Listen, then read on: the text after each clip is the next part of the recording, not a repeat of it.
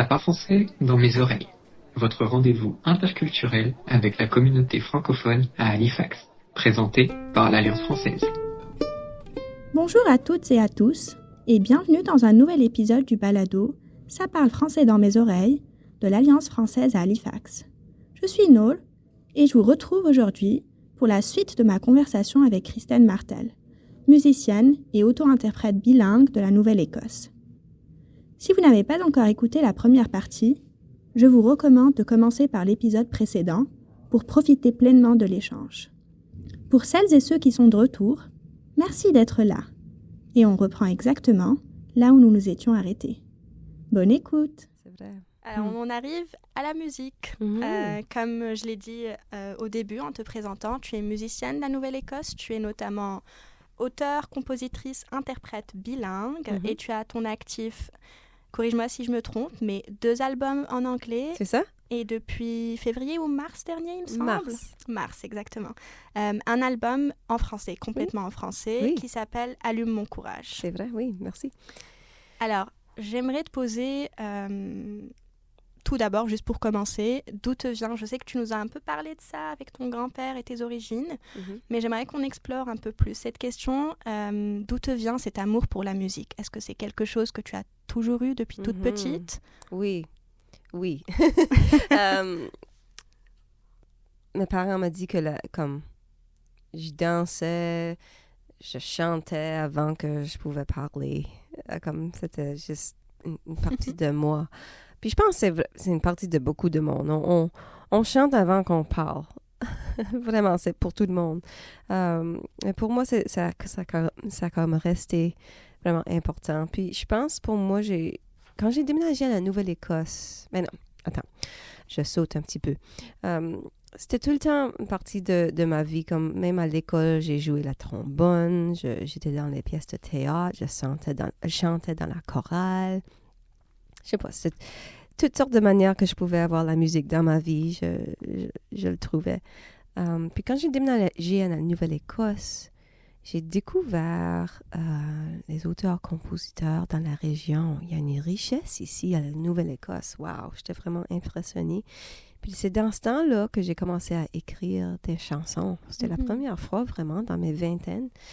Puis je sais pas pourquoi, j'ai pas vraiment pensé que c'était quelque chose que je pouvais faire, mais j'ai trouvé que c'était une manière de comprendre la vie pour moi, spécialement quand peut-être je me trouvais dans des situations difficiles où c'est comme mon...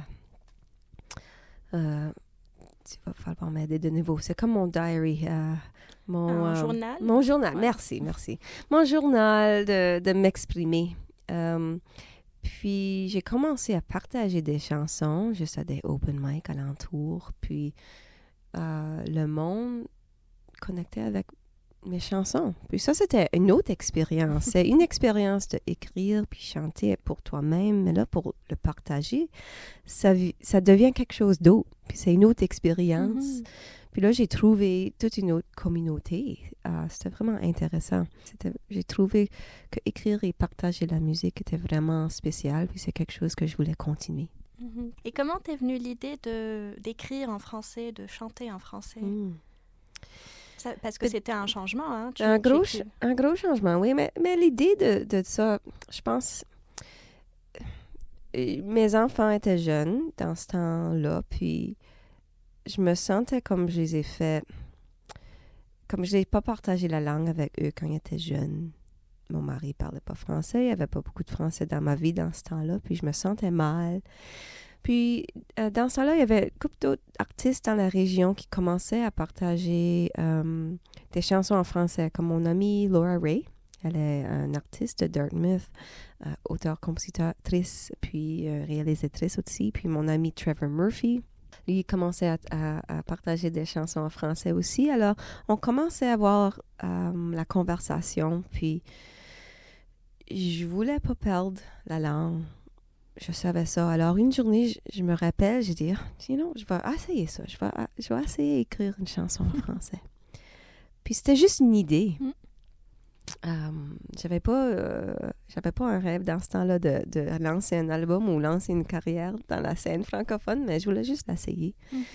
Puis c'était vraiment difficile. C'était vraiment difficile. Puis je me rappelle, ma première chanson n'était pas bonne du tout. Puis j'ai réalisé dans ce temps-là que j'avais besoin de l'aide si je voulais continuer. Puis mon amie Laura Ray, elle m'a aidée. On a coécrit une chanson. Puis c'est sur l'album. C'est Parmi nos fantômes. C'était une des premières chansons que j'ai écrites avec elle. Puis j'avais comme une idée pour commencer. Puis elle m'a vraiment aidée. Elle est une enseignante aussi. Elle vient de Ottawa originaire, mais sa parenté vient du nord du Nouveau-Brunswick aussi. Alors on avait beaucoup de liens. Puis j'ai vraiment aimé cette chanson-là. Alors on s'est parlé. Puis j'ai décidé de travailler avec elle pour l'enregistrer. Puis c'était la première chanson qu'on a enregistrée, puis je l'ai lancée je pense que c'était février 2024, que je l'ai lancée, la première chanson française. Puis la FECAN ici à la Nouvelle-Écosse aussi m'a donné beaucoup d'encouragement puis de support. Il y a des subventions pour faire des projets comme ceci. Alors, ils m'ont aidé pour faire l'enregistrement, mais aussi ils m'ont aidé avec un mentorat. J'ai travaillé beaucoup avec Annick Granger de Montréal. Elle est une autre compositrice de Montréal, originaire de Saskatchewan. Puis, on s'est rencontrés, c'était depuis l'année de 2023, je pense. On se rencontrait une fois par mois sur Zoom. On parlait de la musique, puis elle m'aidait un petit peu avec mes paroles. J'avais des idées, je commençais, puis elle était comme un peu un éditeur, peut-être. Mm-hmm. Puis ça a juste été de là. Slow and steady, juste un pas après l'autre, un petit peu plus. Puis comme c'est intéressant de regarder maintenant, ça a vraiment pris 2 ans de juste continuer un petit peu, un pas à la fois. C'est normal, comme je disais tout à l'heure, c'est un changement, donc c'est un processus. C'est normal que ça prenne du temps. Oui.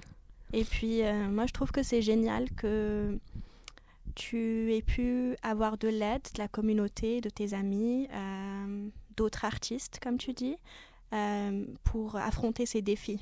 Parce que tout changement implique des défis, c'est normal. Donc je trouve ça assez génial que tu aies pu avoir cette aide et qu'ils aient pu t'épauler au début, en tout cas. Oui, dans le processus, j'ai rencontré d'autres artistes francophones, même dans ma ville natale de Campbellton. J'ai fait des connexions avec eux, des opportunités de faire des spectacles ensemble, puis de travailler ensemble. Ça a ouvert une autre communauté pour moi, pour ça. C'est super. Alors, c'est tout récent, mais j'aimerais qu'on parle du prix que tu as remporté. Alors, est-ce que c'était ce week-end, c'est ça? Oui, ça fait une semaine passée à Yarmouth. À Yarmouth, c'est bien ça. Et donc, c'était lors de Nova Scotia Music Week, donc à Yarmouth, comme tu dis. Et c'était pour ton album, justement, en français, Allume mon courage. C'est ça. Oui, c'était un gros honneur. Ils m'ont demandé pour jouer aux cérémonies de prix. Il y a seulement comme 4 ou 5 artistes qui jouent pendant la cérémonie, puis c'était un gros honneur pour jouer. Parce que c'est un public pas mal anglais. Alors, c'était une opportunité de parler un peu de mon histoire, puis de l'importance de la langue, puis de l'importance de l'effort pour la préserver.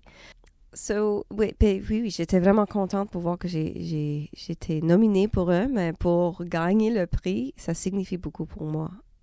Parce que c'était un gros défi. Ça a pris beaucoup de courage pour continuer. Il y avait beaucoup de fois pendant ce projet que je me demandais qu'est-ce que je fais, ça vaut-tu la peine? Comme, j'ai-tu une place dans la scène musicale francophone ici à la Nouvelle-Écosse, dans la région ou à Québec? Y a-t-il comme qu'est-ce que je fais? Mais ceci me dit que oui, j'ai une place. Il y a beaucoup de talents dans la scène musicale francophone. Tous les gens qui étaient nominés, beaucoup je les connais, puis je l'admire, mais pour recevoir ce prix, ça veut dire beaucoup pour moi. Exactement, surtout que comme tu m'expliquais, il y a eu pas mal de défis. Tu as appréhendé au début ce changement, tu as eu de l'aide d'autres artistes. Pendant 2 ans, c'était un processus. Et puis au final, tu reçois un prix qui justement confirme, comme tu dis, que tu as ta place dans la scène musicale francophone. Oui.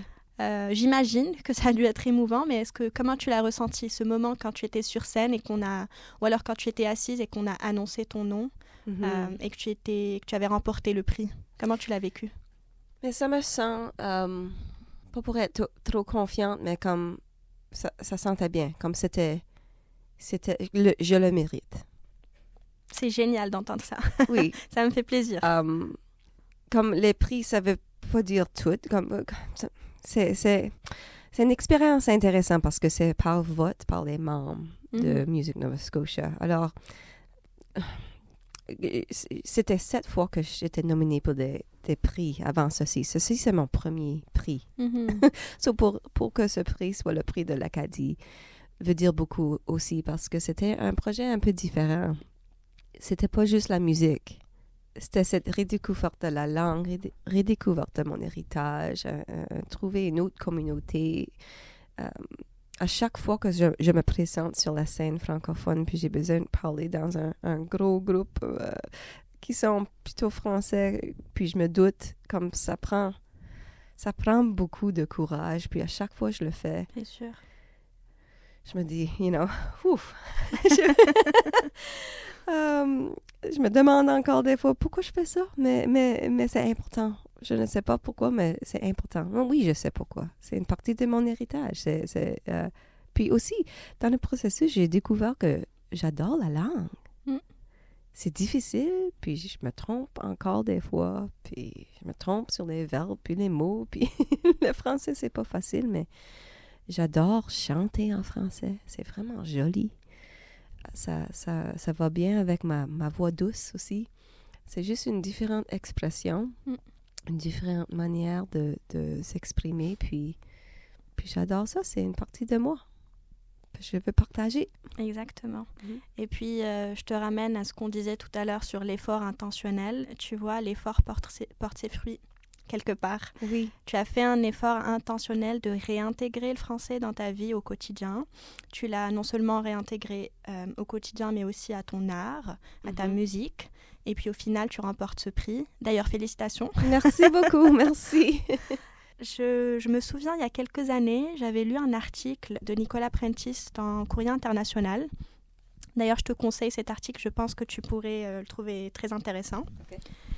Et c'était un article qui, en gros, expliquait que quand on apprend une langue, on a, comme je l'expliquais tout à l'heure, au début, c'est un peu mécanique. On apprend le vocabulaire, on apprend la grammaire, on apprend pas mal de règles, en fait.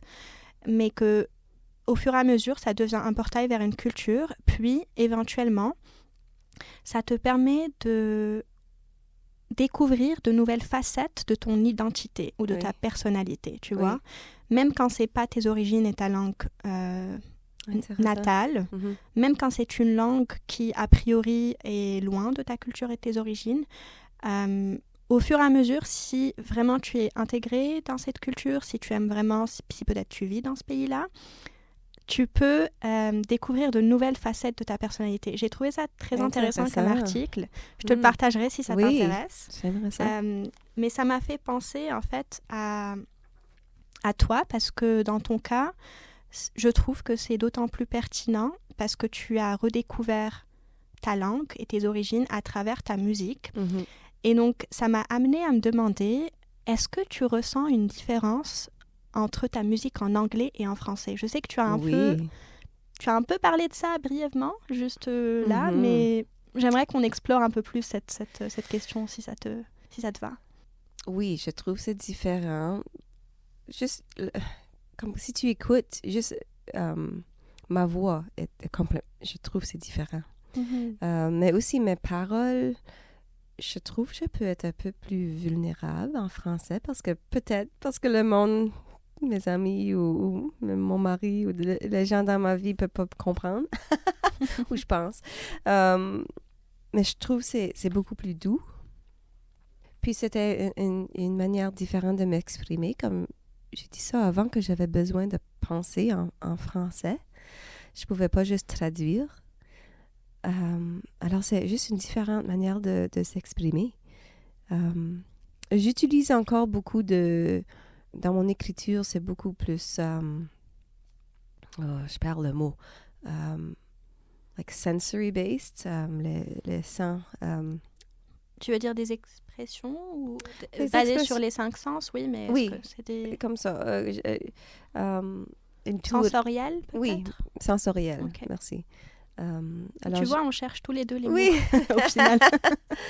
Alors, j'écris quand même en anglais aussi, mais ouais, il y a quelque chose de doux avec mes chansons françaises. Puis il y a beaucoup de monde qui me dit qu'ils préfèrent mes chansons en français. Puis je prends ça comme ça me rend fière, oui. Ça me rend fière quand les gens me disent qu'ils préfèrent mes chansons françaises. Puis maintenant, je suis connue comme l'artiste bilingue, l'artiste francophone dans la région. C'est génial. Alors, ça a changé ma vie, ce projet. Alors, Christelle, on arrive à la dernière question de notre balado.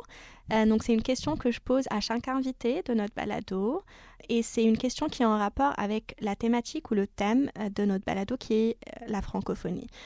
Donc, ça a l'air assez simple comme question, mais ça porte à la réflexion, je trouve. Et moi, je trouve ça vraiment chouette parce qu'à chaque fois, j'ai des réponses très différentes, très diverses.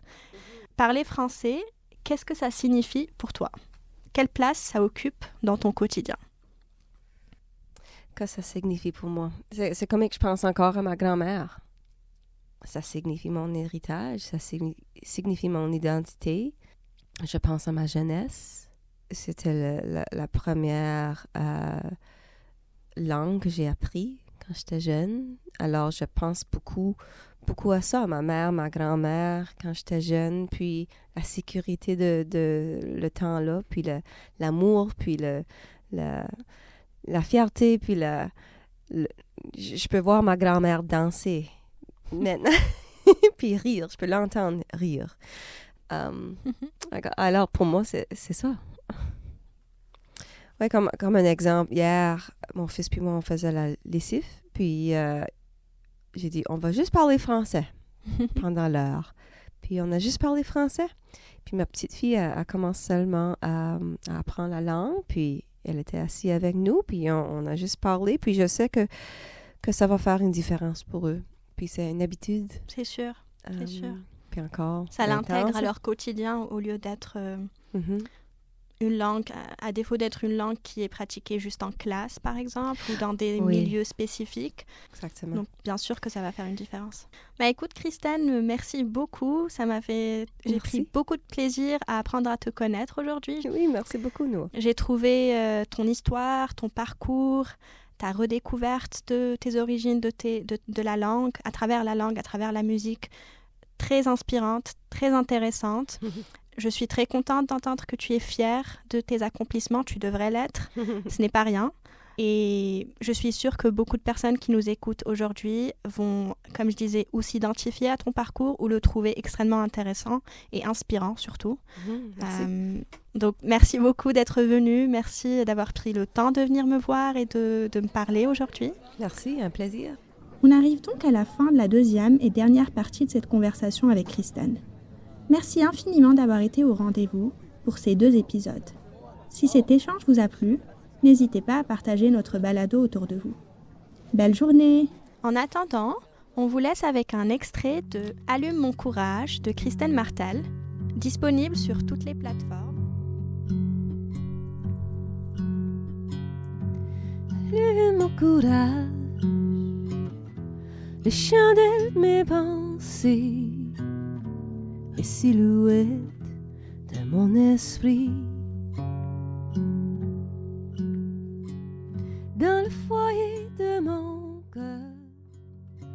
C'était Ça parle français dans mes oreilles, le balado interculturel de l'Alliance française à Halifax, un projet financé par le gouvernement du Canada.